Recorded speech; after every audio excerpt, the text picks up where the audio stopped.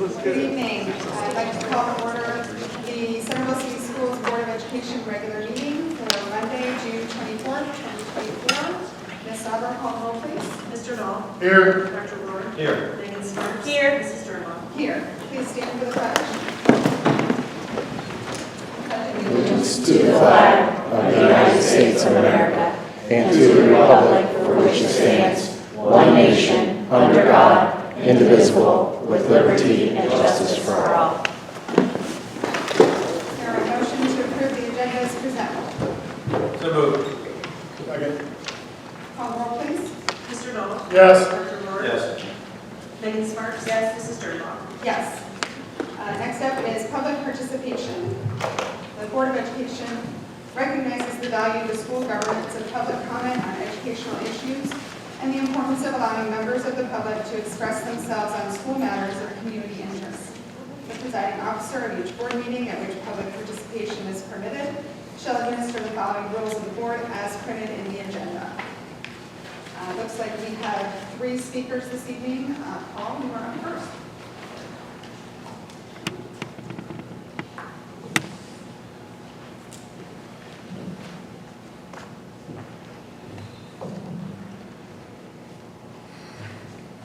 Good evening. At the close of the regular school board meeting in May, a board member chose to criticize the taxpayers of the Centerville School District. For those who may have forgotten, let me quote the admonishment. Quote, "The community has to understand, it is not the staff's job to pay for the education of our children. It's the community's job." End quote. The inference being that the defeat of 2 levies by the taxpayers was the community's rejection of a quality education or their willingness to pay for that education. Not so. The citizens of the school district are paying to educate our children. The 2023 Ohio Department of Education reported Centerville's average teacher salary is $83,112, a salary that ranks them in the top 7% of the state. According to the Department of Education, it is the highest compensation in the core Dayton area. Add to that salary a Cadillac healthcare plan, a plan that saw a 0% premium rate increase for 2024, while most of this community saw the health insurance premiums increase by double digits. Additionally, the average teacher's salary is $3,603 higher than the salary of the citizens of Centerville, who earn an average of $79,509. Many teachers are earning more than the citizens who employ them. Prior to the first defeated levy, the superintendent and the senior staff had reviewed the operating budget, line item by line item by line item. And the conclusion was that there was not one reduction that could be made. Now, 2 levy failures later, the budget has been cut in excess of $3 million, and we are still educating our children. How much fat is in the 2024 budget? Only another defeated levy will reveal that number. This board needs to recognize that the cost of providing the necessities for one's family have risen to such an extent that many of us are forced to choose what necessities to fund and when to fund them. This board does not have a revenue problem, it has a spending problem. Thank you. Thank you, Paul. Next up is Paula Kaufman. Can you make me third so I can get up the guts to do it? Mr. Peters?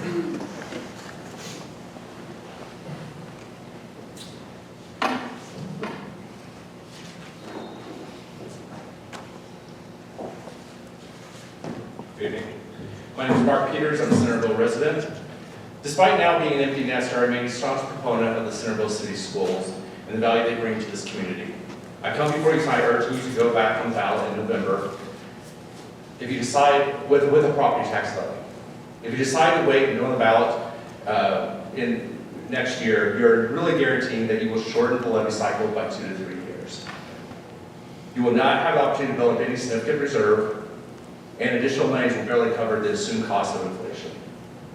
While I understand there's a lot of fatigue around 2 failed levy cycles, I don't believe you can afford to wait as you approach a degradation of the standard of education in Centerville as it becomes more difficult to recruit and retain talent, and as more drastic cuts have to be made. I appreciate the desire to pursue a different route, like an income tax versus a property tax levy. However, I believe this is a red herring, and that should not seriously be considered. First, last working session, your own treasurer outlined the issues of a property tax in a community like ours. The ability to pass it will be nearly impossible. Second, while there's a segment of retired individuals who are more likely to support an income tax, I believe you will lose more supporters once it's understood that you're asking them to pay more via an income tax than what they would have under a property tax levy. In the working session, it was shown that a household with a $300,000 house under a 3.9 mil levy would pay more under a 50 basis point increase in their income tax if their income was greater than $81,900. Finally, the real crux here is we have a divided community between the city and the township. When I moved here 16 years ago, everyone I came across who lived in the township said, don't move to the city. You will have to pay income taxes. I still hear this to this day from friends and colleagues. And how is Centerville going to like having the highest tax rate within the Dayton area with an additional 50 basis point increase? What about future messaging? If on the off chance you were to pass an income tax, how do you possibly position future levies? Some levies would be for homeowners, others would be for people who have a salary. Talk about confusion in the voters' minds and not being able to message in the future. In conclusion, please do what is right for the district. Thank you. Thank you. Ms. Coffin? That's it. Okay, I'm nervous. Sure. You'll be good. You will. We're all nice people here. If there's only three people in the room, I think I I don't know. Everyone else, I can know vouch. stuff. You can do it. Okay. My name is Paula Kaufman. We've had 2 levies that have failed. We have voted for all of you on the board, and the levies aren't working. We agree that the levies have failed. We want you to do more stuff as far as balancing the budget. It seems like there hasn't been enough cuts. Like the other gentleman said, there's only been $3 million that have been cut.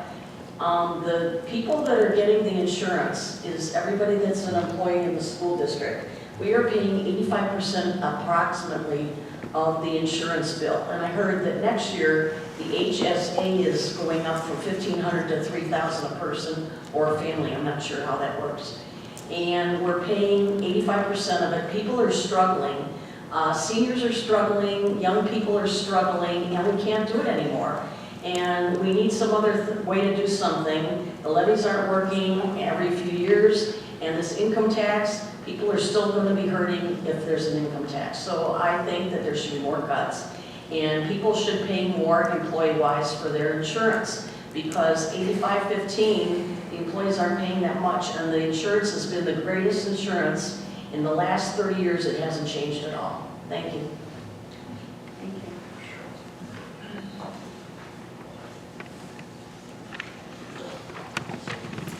Next up, we'll move into board and administrative reports. And first up is the legislative report. Lindsay. The House Finance Committee heard testimony on House Bill 312, sponsored by Representatives Andrea White and Tom Young. This bill would establish the Regional Partnership Program and make an appropriation. The committee accepted an amendment that, 1, clarifies that DO bears primary responsibility for implementing the Regional Partnership Program, and also appropriates $2 million in fiscal year 2025 for the program. House of Higher Education Committee heard testimony in House Bill 572, sponsored by Representative Andrea White. This bill would require the Chancellor of Higher Education to conduct an audit of educator preparation programs to determine what instruction they are providing to students on mental and behavioral health, behavioral management, and classroom management, and to make recommendations. Senate Bill 293 was introduced, which would require school districts to allow for release time courses in religious instruction. And then I did reach out to Senator Narajantani concerning Senate Bill 208, and he said there is no funding with that bill. So I will be, with the board's approval, reaching out to Tom Young tomorrow, asking him to look at that. That is the bill. Oh, I'm so sorry, yes, that's the military families open enrollment bill. So Roger County said there's no funding for that. So sadly, There we go again. that's the end of my report. So sorry about that, but I will reach out tomorrow to Representative Young. Thank you. Thank you. Our student board reps do not have a report this evening. So we are going to move on to follow up on the financial and levy discussion with Ms. Sauber and Ms. Wesney. Thank you. So Mr. Wesney and I are going to kind of do a little back and forth, similar to last week. Mr. Peters made reference to some information that we had provided last week. We wanted to make sure to get this information out to the broader community that we did it here tonight, or talked about basically the same stuff here tonight as we did last week at the work session. And so we're going to take you through the information that we talked about last week. We're going to go through and just remind you of the May forecast and the levy cycle. Also, we're going to show you a little bit of modeling for some different levy options in both 2024 and 25. And then the board and community members, we've heard questions about income tax, and is that something we should consider? And so we're going to talk a little bit about school district income tax and what it is. And then we'll go through some timelines and some engagement opportunities that we have set up here in the coming weeks. So first, just this is a refresher, and this is information that we talked about last month. The May 5-year forecast was submitted to the Ohio Department of Education before the deadline of May 31st. The yellow line of numbers that's showing up there still shows that even with budget reductions and some other changes to the budget and updates to revenue, we're still deficit spending and projecting to be deficit spending. And Mr. Wesney, I think you wanted to touch on this just a little bit. Thank you. So at the bottom of the screen, we list there that Phase 1, Phase 2 reductions are included. And I think it's important to share a little bit about this Phase 1, Phase 2 reductions. We shared it with the board, we shared it with the community. It's a reduction plan that was approved back in January. We have followed through on that reduction plan. Originally, we had about 41 staff. We're now 48 staff that have been reduced. The original Phase 1 had a lot to do with the pending November or March levy results, and when that failed, we instituted both phases, Phase 1 and Phase 2. So very similar to, I think it's important to say, because we heard one of our speakers tonight, we've made these cuts, 48 positions, it's about $3.5 million, and we're still being able to teach, there's no impact to our children. It's kind of hard to make that assumption now because we've made those cuts through the school year. Our goal all along was to protect the best we possibly could, and we'll see an impact in having 48 less staff numbers in our buildings starting in the fall. So I do believe it's going to have a significant impact on our operations, our buildings, and our teachers in making those reductions. Just a reminder, too, to talk a little bit about the reserve balance. Again, a topic that we heard a lot about in the previous months. Every school district has a cash reserve, or should have a cash reserve to deal with emergencies or contingencies. When you look at our 5-year forecast, we're projecting about $30 million in reserves to carry over into next year, which is a lot of money, right, to you and I individually, for us sitting at the table. But when you think about that in terms of our entire budget, $120 million budget, that's a small percentage. And so this is information directly from the Ohio Department of Education. It's historical from 2019 to 2023. This is the reserve balance of Centerville, which is the blue line. All traditional school districts in Ohio is the green line, and then Montgomery County School Districts is the red line. And so from a percentage standpoint of cash to budget, you can see that our school district budget is well below. And even Montgomery County being that red line, that's that highest line, we actually bring that average down. And same thing with the statewide. And so there are districts that have a much higher cash balance from a percentage standpoint than what we have. So I'd like to remind people of this. And so again, while that carryover is there and there have been questions about it, it is not excessive from my perspective.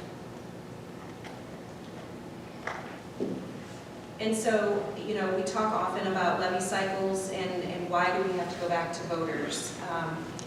Centerville specifically, it's a couple of specific reasons. We talked at length for the last year about House Bill 920 with the property reappraisal and what happens to those voted levies when property value goes up. So the effective rate comes down and our stream of revenue from each voted levy is mostly frozen.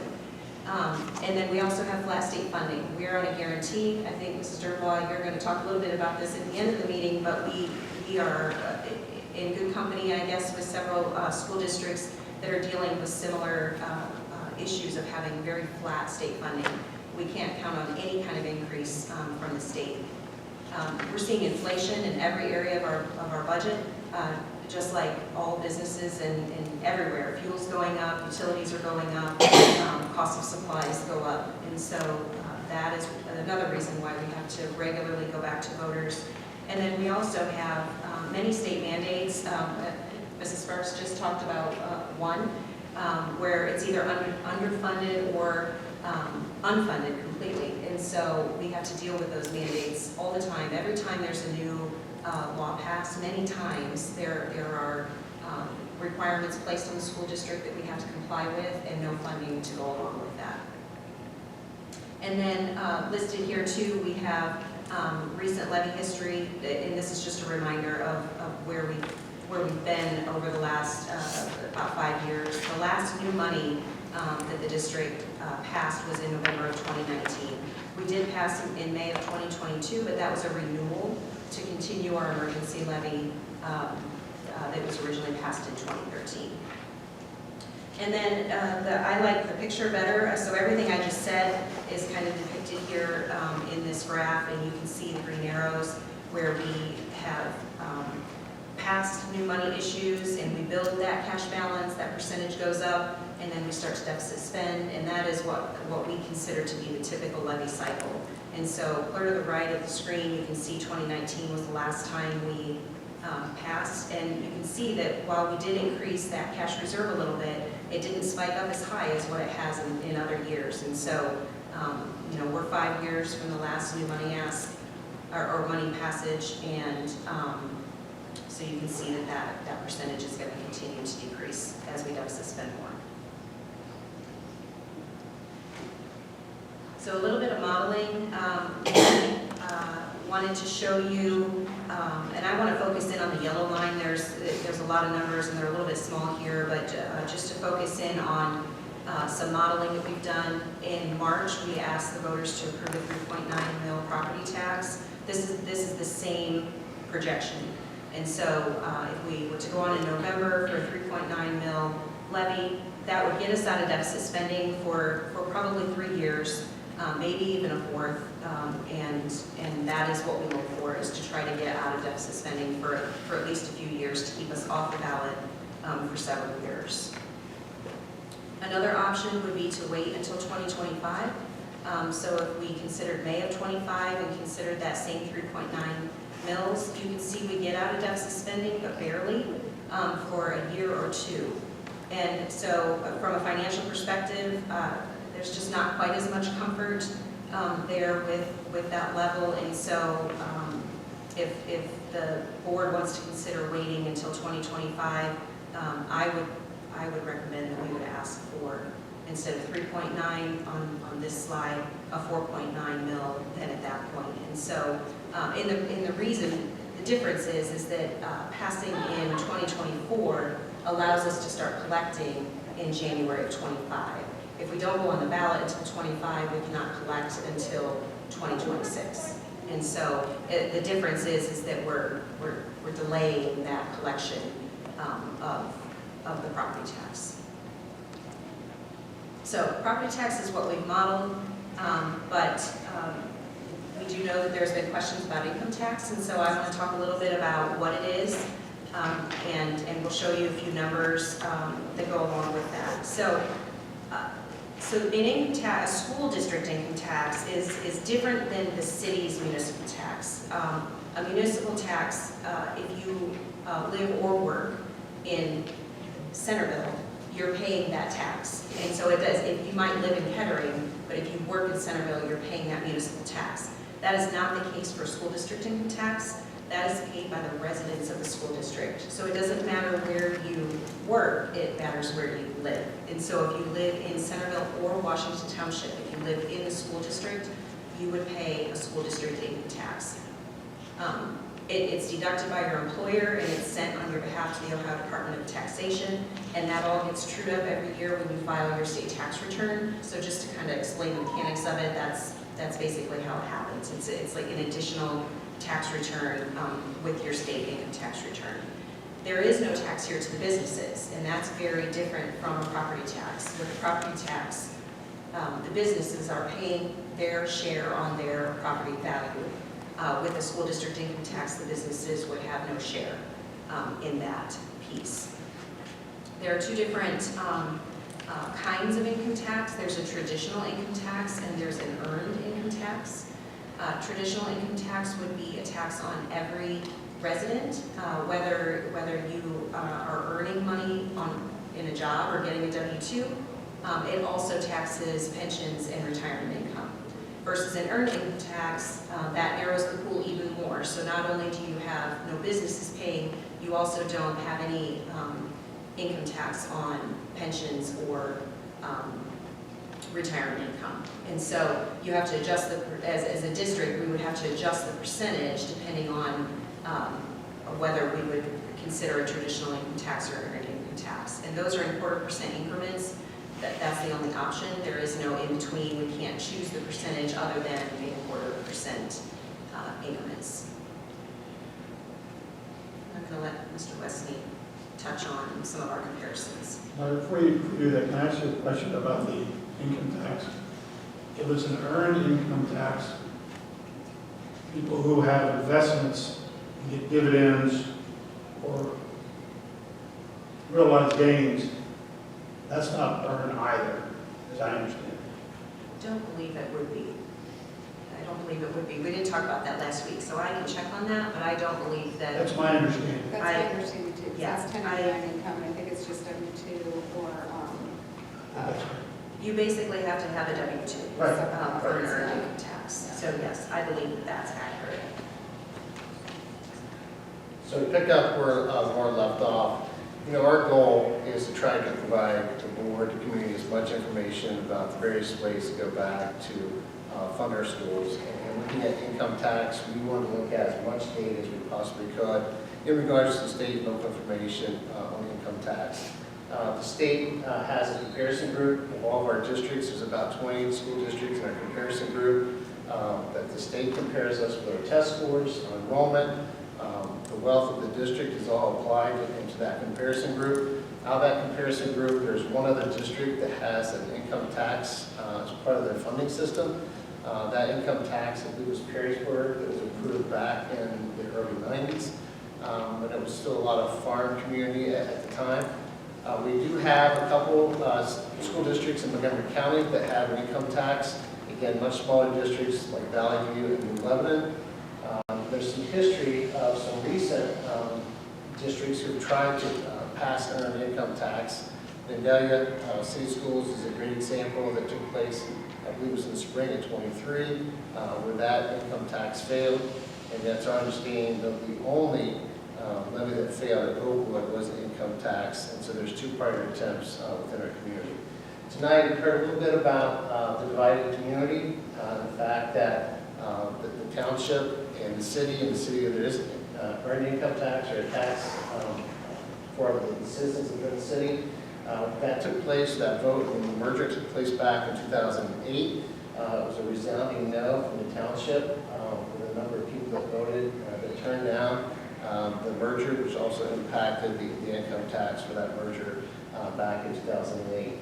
More than over 17,000 no's from the township, and that was more than the total votes cast in the city to approve that merger. So I think that's, again, important data to share.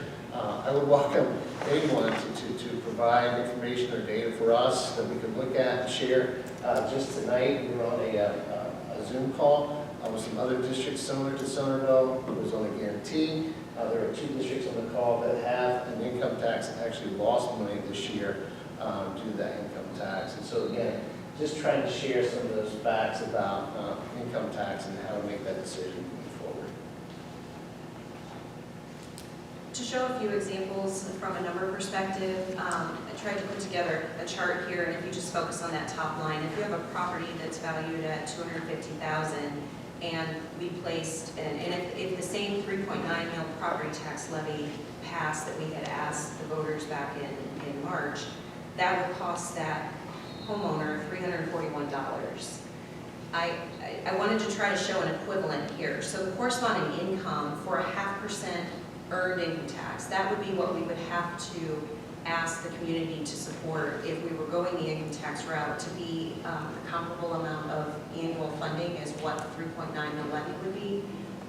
So that would be an income of $68,000. And so anything above that, if the person who lives in that $250,000 home is making more than $68,000, they're paying more than $341 if we went the income tax route. And so, again, this is just an example, and clear at the bottom of the scale, and we could have done all sorts of comparisons, right? But a $500,000 home costs $682 from a property tax standpoint.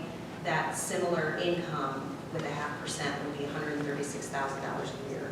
So, you know, if you have two people in the home that are earning, say, $75,000 each or $100,000 each, you've well exceeded what that homeowner is paying with an income tax compared to the property tax. And the reason for that, again, is because the narrower you get with the income tax, if you take the business, you for sure have taken the businesses away. If you take the retirement income away, you're funneling that tax burden onto a smaller group of people. And so that's really what I wanted to try to, express with the numbers here. Any questions or additional questions on the income tax before we move on? We spoke last week about when we put a property tax on, we have to state the breakdown of the millage, operating versus PI.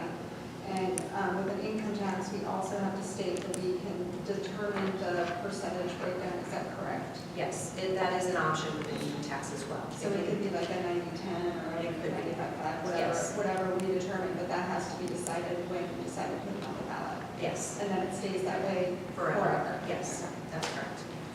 It stays that way forever, or the term of the levy. Okay. Yes, yes. If it's not a continuing. Exactly, Okay. yes. I'm going to ask maybe some dumb questions. So you're the finance person. We hear a lot about balanced budgets. We need a balanced budget. First, do you know any of the districts that truly have a balanced budget? Not every year. So if we were to say, we're going to balance the budget this year, let's say it's $100 million, we're going to balance the budget. Next year, to balance the budget with unfunded mandates coming in, with cost of living going up, with everything else going up, the only way to maintain a balanced budget then would be to make cuts. Every year. Every single year, we'd be making cut after cut after cut to maintain a balanced budget, which eventually, if not sooner, would have a significant impact on this district and the education of our students. Yes. So a balanced budget is nice one time, but to continue that, it means cuts after cuts after cuts every single year. Just wanted to make sure.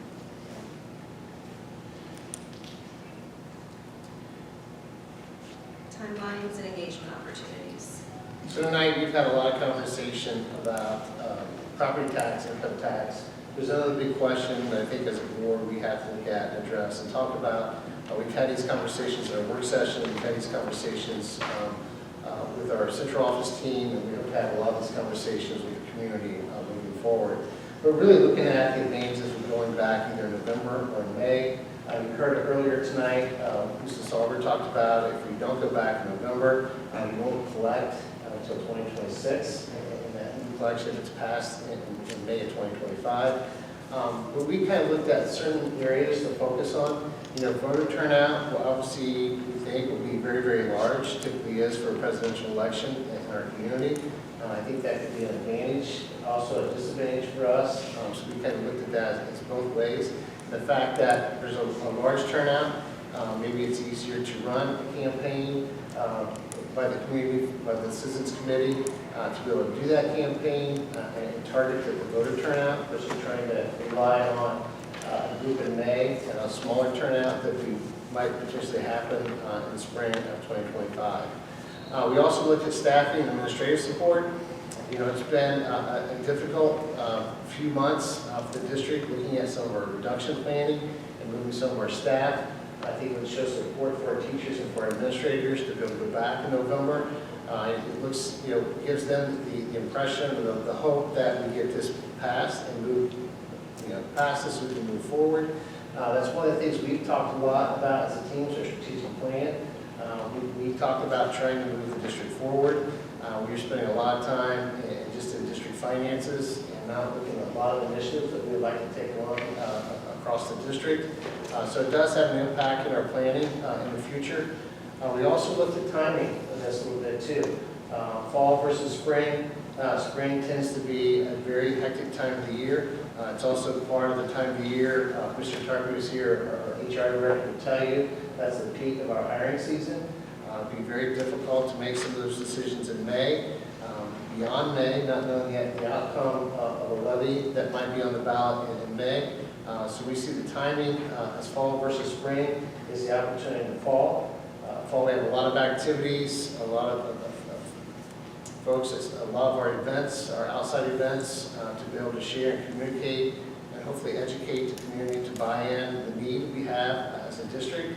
And so we see all that as a positive opportunity to have something in November versus waiting until spring of 2025.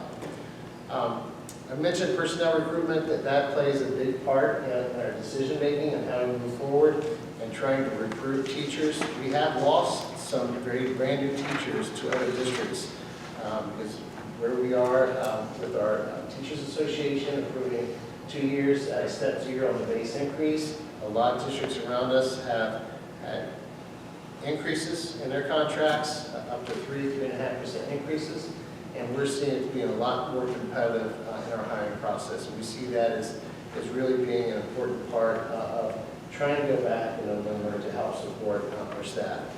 In addition, reduction planning. We've talked a lot about reductions. You've heard a lot about the reductions tonight. If we don't go back in November, it'll be very difficult for us to make some of those staff or program reductions now when our teachers don't have our teachers the opportunity to find other jobs. And it's getting late into the season, the summertime, to be able to really make true reductions with staff. We are continuing to look at reductions as far as like transportation and pickup locations for our students. So we'll continue to look at those areas of our operation.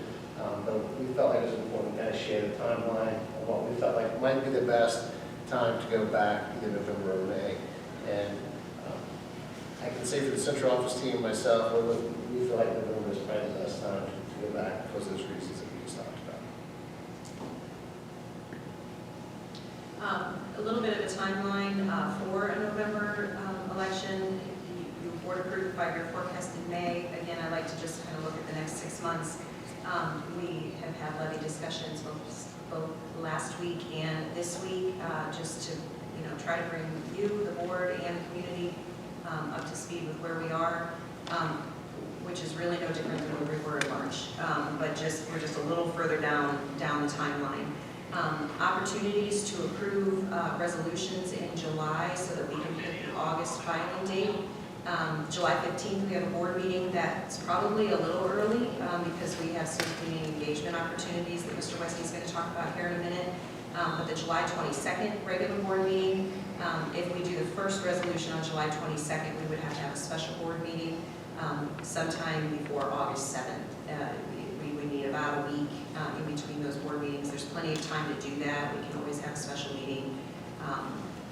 But then all of the resolution information has to be filed with the Board of Elections by August 7th, and then election day is November 5th, 2024. Community engagement opportunities. We've gotten a lot of positive feedback from a lot of folks in the community about our attempts to be transparent and open with the community about our district finances. We have a plan to continue our community forums. We have 2 nights coming up that are more formal in nature. Those nights are Wednesday, July the 10th. It'll be held at Klein Elementary Auditorium at 6 p.m. And then again on Tuesday, July the 16th, right here in Central Theater at the high school. So again, it'll be very similar to our past community forums we had back in December and in the early part of January and February as we went into the March campaign. It's an opportunity for us to share additional information, factual information to the community, and then we also to engage the community in some questions that they may have. We also like to provide some informal meetings, whether it's just maybe with the superintendent and maybe one of the directors in our central office team. We have some nights that are planned. You can see the dates we have there, July the 11th, 18th, and the 24th at 5 p.m. Our first night will be at Weller Elementary. Then we have also provide some morning times to be able to meet and communicate our district finances on July the 12th, the 19th, and the 25th. Again, those will be at 8 o'clock in the morning. And to get them started, this will be at John Hole Elementary. Long-term process with this, we want to continue to have some of our community engagement nights throughout the year. We hope to settle on maybe 1 night a month.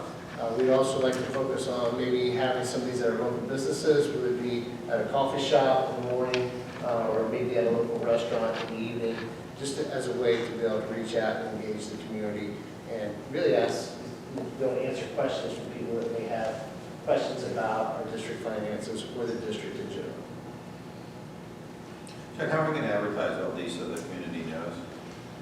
So I've shared the dates with Sarah Swan. We'll get them out on Pier Square, we'll get them out on Facebook and through our website. But tonight is a big night. It's why I really want to focus on Weller and John Hall within their first two locations. And we'll have some opportunities on the board meetings to also share. But we're going to try to share that the best we can.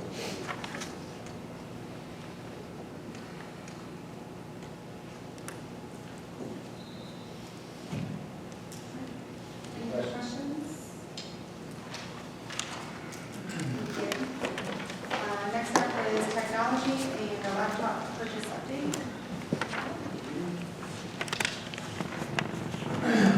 Good evening. Thanks for your time today. In April, you approved a resolution for the technology department to purchase laptops from CW. They were Acer model laptops. In May, May the 16th to be exact, we executed that order and gave it to the vendor. And 4 weeks later, I started to inquire about where my laptops were, only to learn that they're not coming. And so I'm kind of in a scramble at the moment trying to determine how I would fill that order. The model and the specifications that we had put together, the manufacturer just is not going to be able to provide the device to us. So I'm back to the drawing board, and I may end up with a different vendor and a different model device that I need to purchase in order to be ready for my rollout, hopefully by the end of July. I received our sample model this afternoon. Otherwise, I would have had a revised resolution for you to consider. But I need time to work with that device, test the device with all the other peripheral equipment that we have in classrooms. And so I would like to be able to move forward with that project if I could come back with a revision to the resolution that I had you look at in April. I will promise to make the value of that resolution the same no matter what the difference is in the cost of the device from another vendor or another manufacturer. So the cost of that out of the permanent improvement fund would be the same. It would just be a different vendor and a different make or model of laptop to get us through this project. So all I wanted to do is give you a heads up that we're kind of in an awkward spot right now. These are staff laptops for These are- elementary? is that right? These are elementary laptops, yeah, K through 5. What happened? Well, the vendor and the manufacturer really haven't explained what has happened. What I believe has happened is the model, the Acer model that we have. We now have 3 generations of that. We started probably 7 or 8 years ago at the high school, middle school, and we had the model that we're replacing is also an Acer. I believe what they've decided to do is to transition that model to a consumer model or some other classification that the vendor doesn't want to sell or is not able to sell to us because of an agreement with the manufacturer. I can't find any vendor that is able to provide me with the model that we had spec'd out in April. So it's vanished. I don't know how you go from competitive quotes in April, making a purchase in May, and then by June, the thing is vanished. I don't know how that works, but I'm forced to come up with a new solution. So I just want to give you guys a heads up. And so in July, I'll have basically a revision to the resolution that you approved in April, and it'll reference that resolution that we passed in April. Thank you. Any other questions? Okay, thanks for your time. Federal programs.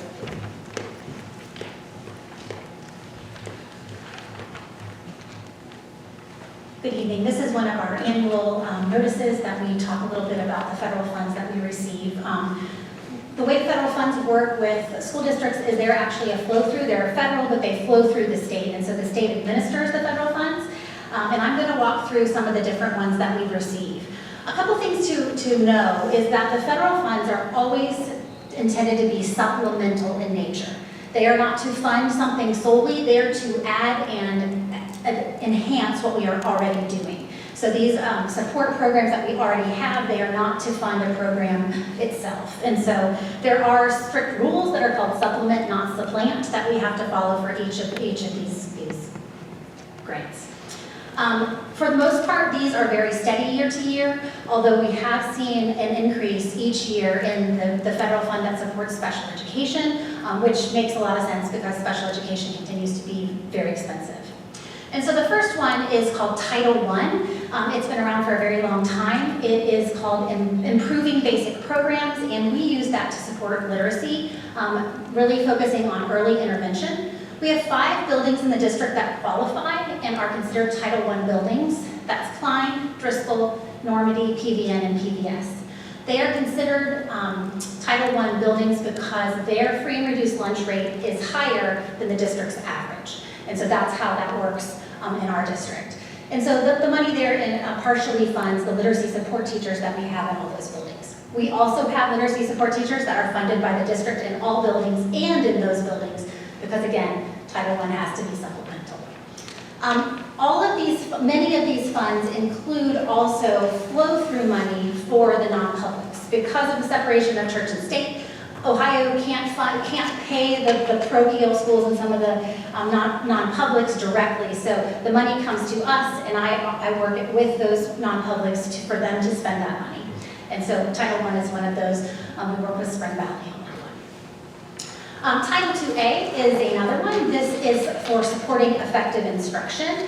This supports professional development and our instructional coaches. And again, this allocation includes money for all 3, Incarnation, Spring Valley, and Miami Valley School. Can I stop for 1 second?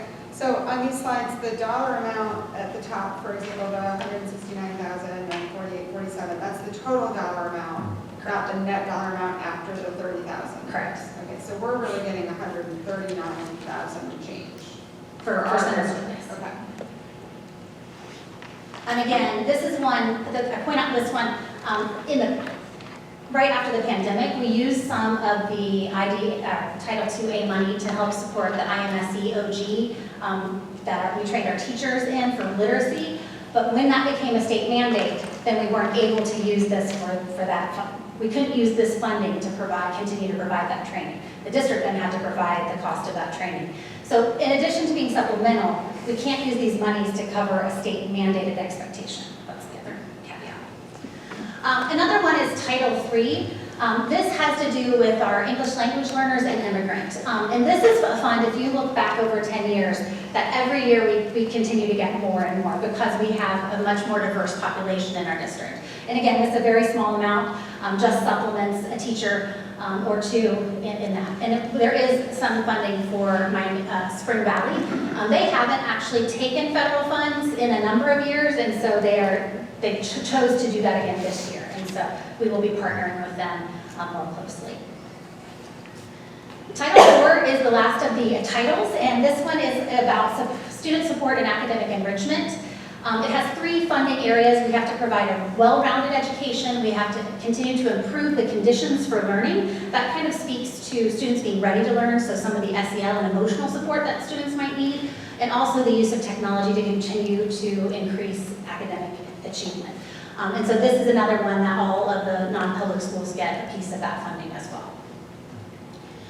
The last 2 are special ed related. IDAB, this is the fund that supports special education. This is also the largest of the federal funds that we get. Again, special ed is a very expensive operation and part of our district. And so the other piece in that one, we've talked a lot about our MTSS work at elementary, where we're providing intervention to students who are struggling right at that first sign of need. Some of that set aside money out of special ed is helping us do that work. And so this also includes allocations for Incarnation and Spring Valley. And the very last one is early childhood special education. So this is, again, a small amount that helps us support the special ed side of our preschool. And so that is one, that is the last one that we get. And so if anyone has questions or suggestions about any of these grants, on this slide I've shown who kind of administers each one of those. For IDAB, the special ed items, that would be Mrs. Becky Furby. For the early childhood special education, that's Tammy Drurup. And then the rest of the titles, that would be Nishri Kalpi. And you can reach out to any of us. We're happy to answer questions and provide any information anyone might need. Thank you. All right. Moving on into treasurer's recommendations on the agenda. Item 1 is consider approving the May 2024 financial statements, including the monthly general fund rolling report, monthly cash reconciliation, monthly fund activity report, then and now purchase orders approved by administration, certified by the treasurer, and supported by board resolution totaling $38,603.66. So moved. Second. Call roll, please. Mr. Dahl? Yes. Dr. Rohr? Yes. Megan Sparks? Yes. Mrs. Sternbach? Yes. Consider approving the minutes of the following Board of Education meetings, May 28th, 2024 regular meeting, and June 17th, 2024 work session. Is there a motion? Second. Call roll, please. Mr. Dahl? Yes. Dr. Rohr? Yes. Megan Sparks? Yes. Mrs. Sternbach? Yes. Consider approving the fiscal year 2024 final certificate of estimated resources in the amount of $212,462,025.27. Moved. Ms. Sauber, would you like to say something? Sure. 3, 4, 5, and 6 on the agenda, I'll just touch on quickly, are all fiscal year end related items. So number 3 specifically is we have to file with the county auditor a certificate of estimated resources. This is for all of our funds. And it also includes any carryover balance that we have and estimated revenue for fiscal year 24. So it was our July 1 starting balance, and then any estimate on revenue that we receive, that's the $212 million. It's the general fund, it's permanent improvement, it's our non-retirement fund, it's our food service, it's student activities and grants, and everything that we do is included in this number. This is a compliance piece for audit. Any questions? Call roll, please. Mr. Dahl? Yes. Dr. Rohr? Yes. Megan Sparks? Yes. Mrs. Sternbach? Yes. Consider approving the fiscal year 2024 final appropriations in the amount of $168,983,164.57. So moved. Second. Call roll, please. Mr. Dahl? Yes. Dr. Rohr? Yes. Megan Sparks? Yes. Mrs. Sternbach? Yes. Consider authorizing the treasurer to advance funds from the general fund to the following funds. Excuse me, all advances will be repaid to the general fund in fiscal year 2025. And the only fund listed is 524 Carl Perkins for $3,100. So moved. Second. The Sauber, this is where we can't leave any of the grant funding in a negative balance at the end of the year. Is that correct? That's right, and sometimes the timing just doesn't work out with fiscal year end of receiving the money from the state. So, Any other questions? Call the roll, please. Mr. Dahl? Yes. Dr. Rohr? Yes. Megan Sparks? Yes. Mrs. Sternbach? Yes. Consider approving fiscal year 2025 temporary appropriations in the amount of $167,749,073.31. So moved. Second. This This is setting a temporary budget until we do the first permanent appropriation resolution in September. This is to set a temporary budget so that I'm authorized to start doing things on July 1st, which includes paying our employees and paying the bills. So we have to have this in place. sounds good. Call the roll, please. Mr. Dahl? Yes. Dr. Rohr? Yes. Megan Sparks? Yes. Mrs. Sternbach? Yes. Moving on to superintendent recommendations. Superintendent recommends accepting resignations as listed on Schedule A. The superintendent recommends the employment, change of employment status, or change of contract status for the certificated personnel listed on Schedule B for the salaries, programs, and on the effective dates given. Superintendent recommends the employment or change of employment status for the support staff personnel listed on Schedule C for the salaries, programs, and on the effective dates given. And the superintendent recommends the employment of the personnel listed on Schedules D and D1 for supplemental contracts or extra duty assignments. So moved. Second. Call the roll, please. Mr. Dahl? Yes. Dr. Rohr? Yes. Megan Sparks? Yes. Mrs. Sternbach? Yes. Superintendent recommends the employment, change of employment status, or change of contract status for the certificated personnel listed on Schedule B1 for the salaries, programs, and on the effective dates given. So moved. Second. Call the roll, please. Mr. Dahl? Abstain. Dr. Rohr? Yes. Megan Sparks? Yes. Mrs. Sternbach? Yes. Consider approving a resolution to establish a 403B special pay plan to provide for the deferral of severance pay for certain employees. Moved. Second. Yes. So this is part of our Classroom Teachers Association agreement. We agreed to allow our staff to be able to take their retirement severance and put that into a tax annuity of 403B. It was a part of our negotiated agreement. It's an opportunity for the employees who are leaving to be able to save some money on taxes and also for the district to be able to save some money as well. So again, it was a part of our negotiated agreement to allow our staff to accrue sick leave or vacation time, depending on the position, and be able to put that money into a tax shelter, and in this case, And the severance that you're speaking of is part of Ohio Revised Code, that's correct. that we are required to pay out a certain portion of their accrued days and whatnot. Any other questions? Call the roll, please. Mr. Dahl? Yes. Dr. Rohr? Yes. Megan Sparks? Yes. Mrs. Sternbach? Yes. Consider approving the resolution implementing a reduction in force in classified staff. Is there a motion? So moved. Second. So this is part of the conversation we had earlier tonight about our reduction plan. We shared, again, with the community that we've made cuts across all areas of our operation, including certificated classified staff. This really impacts our classified staff, 48 total positions. The majority of the positions, we were able to make changes based upon retirements and resignations. Our goal, as I mentioned, was to try to protect the classroom the best we possibly could. So there are no reductions in our support staff. This particular reduction in force is for our clerical aides and our buildings, and it does impact 6 of our staff members as well. Any questions? Call the roll, please. Mr. Dahl? Yes. Dr. Rohr? Yes. Megan Sparks? Yes. Mrs. Sternbach? Yes. Consider approving a memorandum of understanding between the Centerville Classroom Teachers Association and the Board of Education of the Centerville City School District outlining the Ohio Department of Education and Workforce required science of reading, professional development, and associated compensation. The district will be reimbursed for the compensation by the Ohio Department of Education and Workforce. So moved. Second.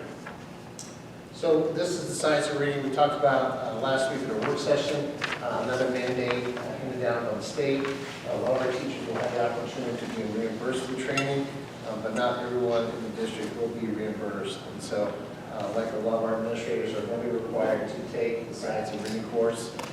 It's a lot of hours and time, out of the office to be able to complete the requirements of the course, but this is just a memorandum of understanding between the district and the Classroom Teachers Association to be able to make those payments back to our staff. But not everybody. Right, just the ones that are being compensated or approved compensation by the state. Any questions? Call roll. Mr. Dahl?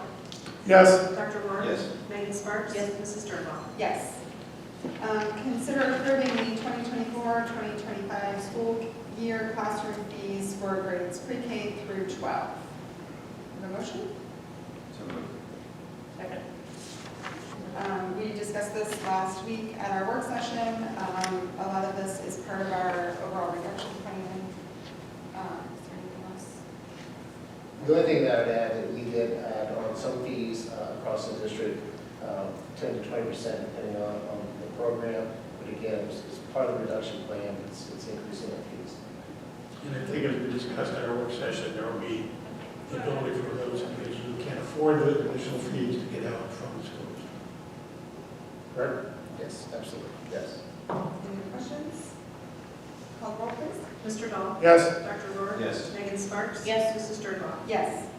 Please consider amending and approving the 2024-25 and 2025-26 school calendars as previously discussed. So moved. Second. So with the calendar changes, again, as part of our contract negotiations, some of our conversations during negotiations are held confidential, but part of going into negotiations as a district team and administrative team, we want to find ways to save money the best we could. Part of that was looking at professional development days across the district and how that would impact some of our teacher training. The changes in the calendar will allow us to train our teachers during the school year versus trying to pull teachers out of the classroom and pay for substitute costs to pull those teachers out. So I think the silver lining in the calendar change is that we're being able to, we have the opportunity to train our staff, provide them with the best training possible so that they're well equipped to teach our children, and to keep our teachers in the classroom with our students. And I think that's a key part of this, more so than the funding piece, but it's a little bit of a savings on our substitute costs and allows us to be able to train our staff during the calendar year. So we'll be able to have those days in the calendar versus trying to pull our staff out to do those trainings. In addition to the cost, we have a difficult time getting that number of subs on those training days to begin with. That's correct. So, And I said last meeting that you're going to do everything you can to get this out to the public so they're well aware of this before. Yes, we have a media write-up that will go out immediately. I've had some, Mrs. Swan's been on vacation the last couple of weeks. She's aware. We've been on communication. She'll be able to get this out, but we do plan to get this out on all of our social media networks, our website, and through the media as well. it's getting pushed through parents. Yes. Any other questions? Call roll, please. Mr. Dahl? Yes. Dr. Rohr? Yes. Megan Sparks? Yes. Mrs. Sternbach? Yes. Are there any other final comments regarding pastoral business from the Board of Education? I was going to share, Ms. Sauber mentioned earlier there was a Zoom call, a Google Meet earlier this evening led by the Loveland City School District, and they are trying to form a group with similarly affected districts in the state. That would be districts like ours and like Loveland who are on the guarantee, as Ms. Sauber has talked about, and also are not on the 20-month floor, which equates to basically having a double whammy and having no inflationary adjustment available to our state income. They indicated that there are 53 districts, about 8.7% of districts in the state that fall into that category, and after listening to a couple of the districts speak up, I feel like that number is going to go down a little bit because they were also including those districts who did not have a state or a school district income tax, And a couple of the districts on the call spoke up and said we do have a school income tax, so that number is actually going to go down a little bit. The Loveland Group formed in response to, again, similar to us, several levy failures in a row. And then when they did pass, the overwhelming message that they got from the community was that we need to do something about state funding. They mentioned that they are currently on every 3 to 4 year levy cycle. So when we talk about levy cycles here for Centerville, and that it's very common, and that time frame is very common, this is right down the road from us. We're hearing the exact same thing and the exact same situation. They're talking about, they liken it to a civil war within their community, which I think it's what we're seeing in our own community. The potential solution that they're trying to organize people for is to ask for an adjustment equal to approximately 3.5% or consumer price index rating. And that would be an adjustment to the guarantee year over year. That would cost the state, in their estimation, about $20 million, which would be about 0.15% of the overall state budget. And they recognize that it's a small ask, and they did that on purpose to make it a more realistic ask to the state. It's not going to necessarily affect our state funding to allow us to get off of the reliance on property taxes, but it is a step in the right direction. And a large piece of what they're trying to do is educate our state legislators on why this is needed and how many districts like us are in this position. Right now, they're just trying to gather interest among other districts, trying to figure out which lobbying groups to work for, and how and when to move forward with this. They said next steps to look for at the end of the summer, so stay tuned. I am on their distribution list, and I will continue to push information out when I can get it. Their number one priority, though, is to protect the guarantee. They're being very careful to not upset the apple cart of the state and lose the guarantee in the process, because that would be catastrophic to our districts, really, ours as well as theirs and anybody else on this call.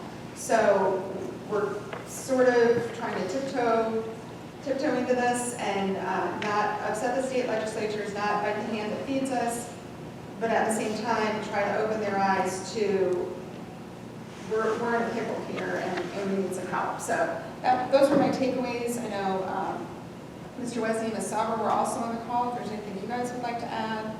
I thought it was very good. I thought the group that spoke up was very impressive, and they want to try to move the needle ever so slightly. And I'm hoping that we can join them once they get organized. We'll know more about if there's a cost associated with that, and that would probably be a determining factor for us in our current situation. But as of now, we'll stay in the group. It's a sad state of affairs. It's a $20 million ask, and they're giving vouchers of $1 billion. Correct. Sorry, exactly what I was going to say. $1 billion.